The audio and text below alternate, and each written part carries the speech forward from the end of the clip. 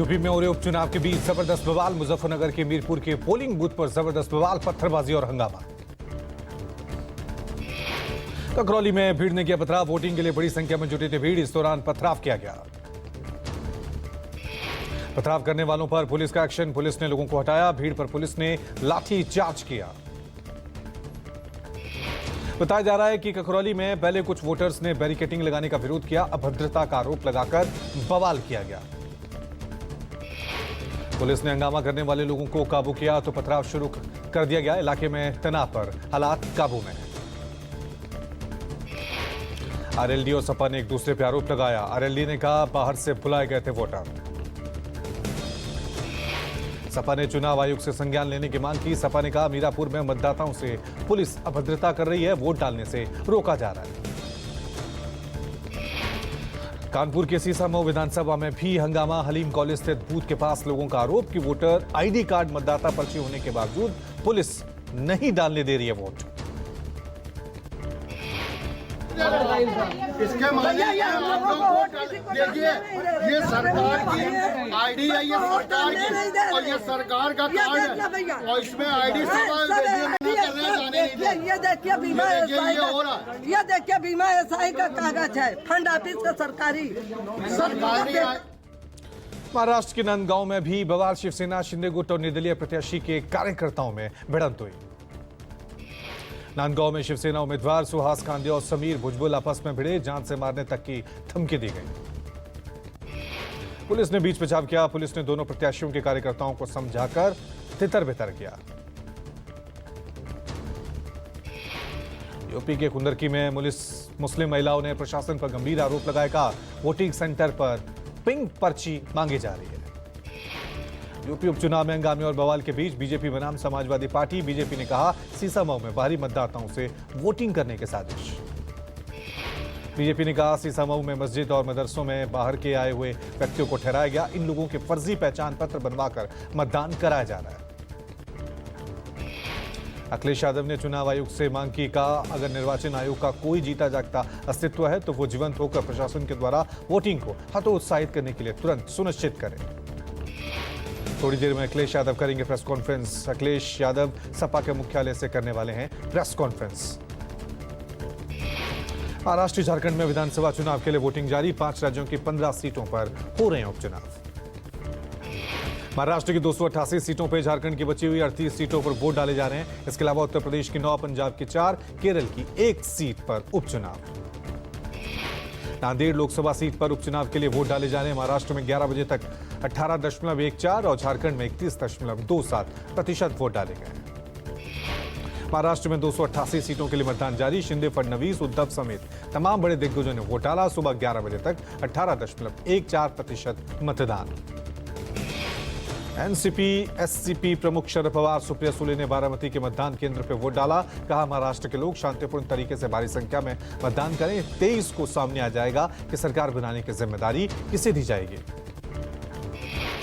नागपुर में महाराष्ट्र भाजपा अध्यक्ष और कामठी से पार्टी के उम्मीदवार चंद्रशेखर बावनकुले ने वोट डाला। ये विकास का महायज्ञ है जिसमें सभी को 100% मतदान करना चाहिए। करके हमने चुनाव के महायज्ञ में आहुति डालनी है।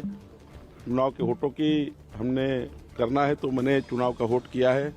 और मुझे लगता है कि कामठी विधानसभा में एक बड़ी विजय होगी, अच्छी खासी विजय मिलेगी। जनता महायुति के बाजू में मतदान करेगी। मतदान करने के बाद मानखुर्द शिवाजी नगर विधानसभा सीट से एनसीपी उम्मीदवार नवाब मलिक ने कहा अपने परिवार के साथ मतदान करें और अपनी मर्जी के विधायक चुनें। नागपुर में आरएसएस प्रमुख मोहन भागवत ने किया मतदान। का लोकतंत्र में मतदान करना नागरिक का कर्तव्य। हर नागरिक को यह कर्तव्य निभाना चाहिए। आरबीआई गवर्नर शक्तिकांत दास ने मतदान करने के बाद कहा चुनाव सप्ताह के मध्य में हो रहे हैं, इसलिए उम्मीदें हैं कि मतदान प्रतिशत अधिक होगा। महाराष्ट्र में सुबह जवाब वोटिंग करने पहुंचे वीवीआईपी और सेलिब्रिटीज। सचिन तेंदुलकर वोट डालने पहुंचे। लोगों को वोट डालने की अपील भी की।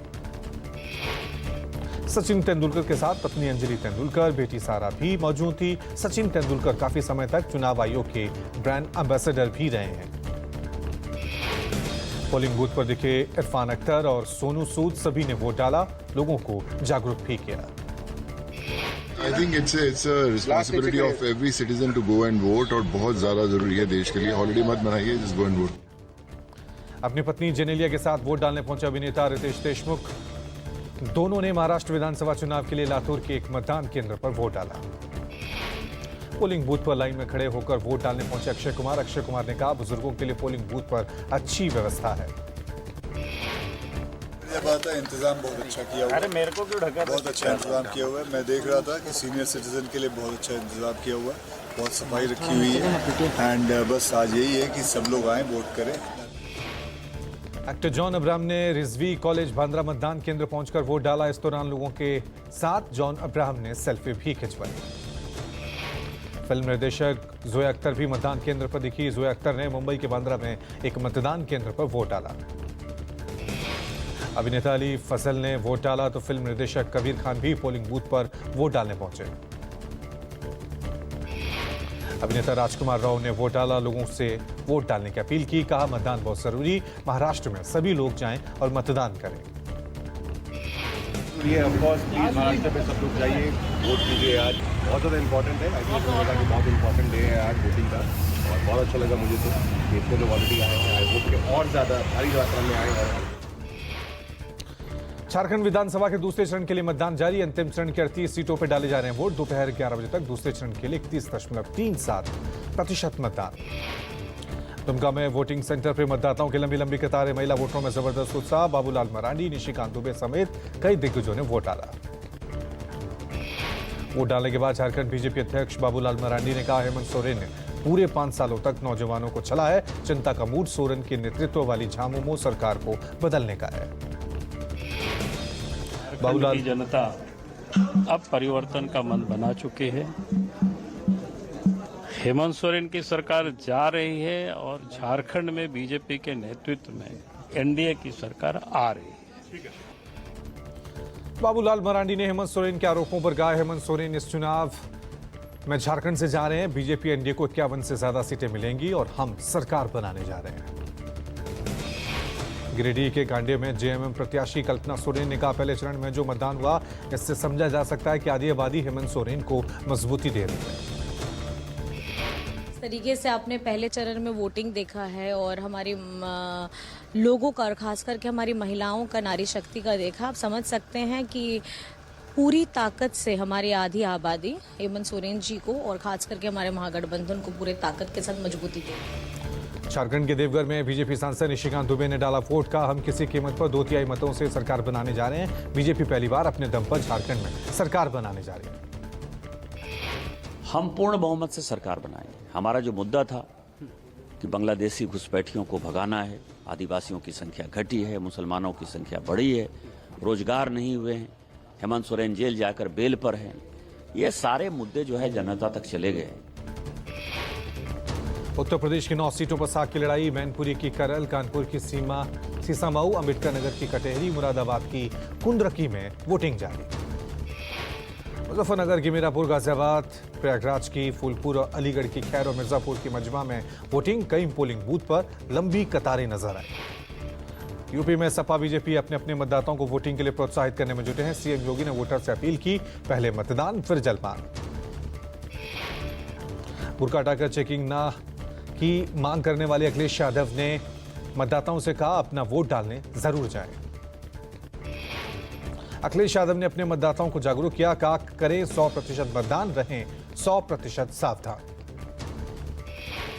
एक बार फिर संवाद यात्रा करेंगे बिहार के सीएम नीतीश कुमार. दिसंबर में संवाद यात्रा पर निकलेंगे नीतीश. महिलाओं से करेंगे संवाद, जानेंगे समस्याएं. इस यात्रा के लिए मंगलवार को कैबिनेट से भारी बजट पास किया गया है. कैबिनेट में ग्रामीण विकास विभाग की ओर से 225 करोड़ 78 लाख रुपए की योजना को मंजूरी दी गई. अगले महीने शुरू करेंगे नीतीश यात्रा. गुयाना पहुंचे पीएम मोदी. प्रधानमंत्री नरेंद्र मोदी 56 सालों में गुयाना की यात्रा करने वाले पहले भारतीय प्रधानमंत्री बने. गुयाना में प्रोटोकॉल तोड़कर राष्ट्रपति और प्रधानमंत्री ने पीएम मोदी को रिसीव किया. राष्ट्रपति डॉक्टर मोहम्मद इरफान कली ने पीएम मोदी को गले लगाया. राष्ट्रपति और पीएम के अलावा 1 दर्जन से अधिक कैबिनेट मंत्रियों ने हवाई अड्डे पे पीएम मोदी का वेलकम किया. पीएम मोदी ने अभिवादन स्वीकार किया. पीएम को जॉर्ज टाउन में गार्ड ऑफ ऑनर भी दिया गया. दोनों देशों में द्विपक्षीय वार्ता होगी. प्रधानमंत्री मोदी का स्वागत करने भारतीय समुदाय के लोग भी भारी संख्या में जुटे थे। राजधानी जॉर्ज टाउन के होटल में भारतीय समुदाय के लोगों ने पीएम मोदी का स्वागत किया। प्रदूषण की मार चल रही दिल्ली में मामूली सुधार। दिल्ली में प्रदूषण से थोड़ी राहत, 500 से नीचे आया AQI। दिल्ली में तमाम इलाकों में वायु गुणवत्ता 400 के आसपास दर्ज। स्मॉग की वजह से बहुत खराब श्रेणी में दर्ज किया गया प्रदूषण। दिल्ली के अधिकतर इलाकों में AQI 300 से ज्यादा। वहीं पूरे NCR में प्रदूषण को देखते हुए आज भी ऑनलाइन क्लास है। प्रदूषण को लेकर दिल्ली सचिवालय में आज होगी बैठक। कर्मचारियों की शिफ्ट को लेकर लिया जा सकता है फैसला। दिल्ली में धुंध के बीच ट्रेनों की आवाजाही जारी। स्मॉग के चलते 13 ट्रेनें देरी से चल रही हैं। 9 ट्रेनों के समय में बदलाव किया गया है। प्रदूषण की मार चल रहे दिल्ली NCR पे ठंड और कोहरे का डबल अटैक। उत्तर भारत में शीतलहर के बाद तापमान में गिरावट। दिल्ली, यूपी, MP, राजस्थान, बिहार में तेजी से मौसम बदला। बिहार के 11 जिलों में ठंड का कहर। उत्तरी भागों में घना कोहरा, अलर्ट जारी। वहीं यूपी, MP में लोग ठंड से निपटने के लिए अलाव का सहारा ले रहे हैं। मौसम विभाग ने एयरपोर्ट हाईवे पर सतर्कता बरतने की सलाह दी। सुबह देर रात को कोहरा बढ़ने का अंदेशा जताया। राजस्थान में तापमान में गिरावट के कारण अजमेर शहर में कोहरा छाया। लोग खुद को गर्म रखने के लिए आग के पास बैठे हुए नजर आए।